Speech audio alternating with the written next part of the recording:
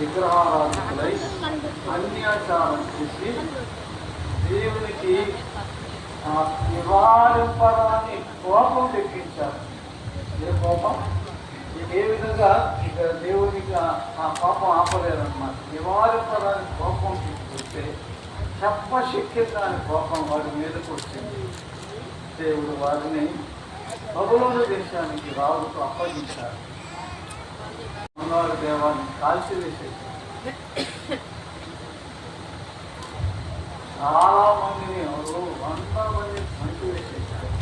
వేల మందిని చంపి తమ దేశంలో పనులకు ఉపయోగపడతారన్న వారు కొంతమంది సంఖ్యలు వేసి యోధా దేశం నుండి బబులోను దేశానికి 100 మైళ్ళు దూరం ఉంటుంది. 1000 మైళ్ళు దూరం ఉంటాయి. గుడ్డులాగా పశువులాగా కోరికెళ్తారు. వారిలో దానియేలు ఉన్నాడన్నమాట. ఆ దానియేలు రాజవంశం నుండి చెందినవాడు. ఇప్పుడు ఏమయ్యాడు? బానిసయ్యా, దాసుడయ్యా. ఎందుకు చెప్పుకున్నాం కదా, ఎవరు పాపం దానియేలన్నా చేసి ఉండాలి, లేక దానియేలన్నా ఇతరులన్నా చేసి ఉండాలి.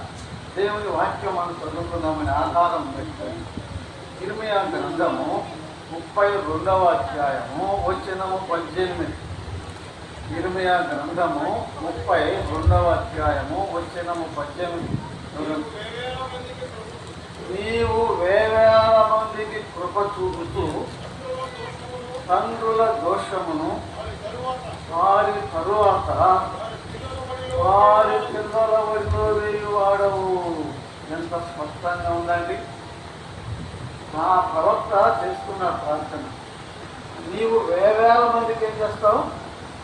కృప చూపుతావు. కానీ తండ్రుల దోషము వారి తరువాత చెప్పండి వారి పిల్లల ఒడిలో వేయువాడా. మనందరికి ఒక కోరిక, తల్లిదండ్రులందరికీ ఒక కోరిక మన పిల్లల పట్ల. ఏంటి చెప్పండి? మనందరూ అది ప్రతి తల్లిదండ్రులు కొంత దాశ.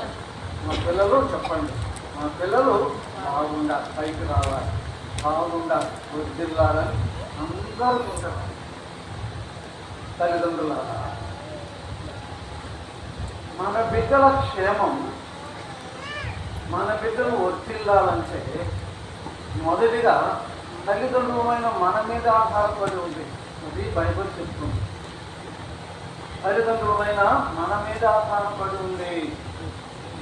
ఇప్పుడే చెప్పాను కదా, తల్లిదండ్రుల దోషము వారి తరువాత వారి పిల్లల ఒడిలో వేస్తారంటాను.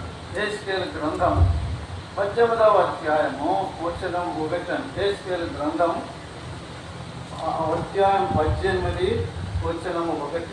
18:1. హెజ్కేలు ప్రత్యక్షమై సెలవిచ్చాను. తండ్రులు ద్రాక్షకాయలు తినగా పిల్లలు పుల్లు పులిసేను. తండ్రులు ద్రాక్షకాయలు తింటే ఎవరు పళ్ళు పులిసినంత?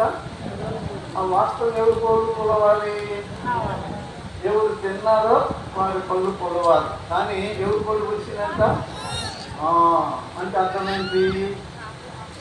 తల్లిదండ్రులు చేసిన పాప ఫలితం పిల్లలు అనుభవిస్తున్నారు. అందుకే అన్యాయంగా, అక్రమంగా, పాపంగా ఈ రాష్ట్రాలకు ఏమి చేయొద్దని, సంపాదించవద్దు, మక్కలు బాగుపడతారు. ఎంత పోయింది, అంతా నమ్మకంగా నీతిగా సంపాదించిందే ఉండదు. నీకంతా పోయిందని వారి కొరకు మన బిడ్డలు బాగుపడాలని ఆశతో లేకపోతే అవి పనులు చేస్తే ఇది నిలవదు. ఆ పాప శిక్ష ఎవరి మీదకి వస్తుంది? పిల్లల మీదకి వస్తుంది. అసలు అజాతుల్లోనే దేవుడు మాట పెట్టారు. అజాతుల్లో నిర్గమాకాండం 20వ అధ్యాయము 5-6 వచనాలు చదువుతున్నాము. నిర్గమాకాండము 20వ అధ్యాయము 5-6 వచనాలు. నిర్గమాకాండం 5-6 వచనాలు చదువుకుంటాం.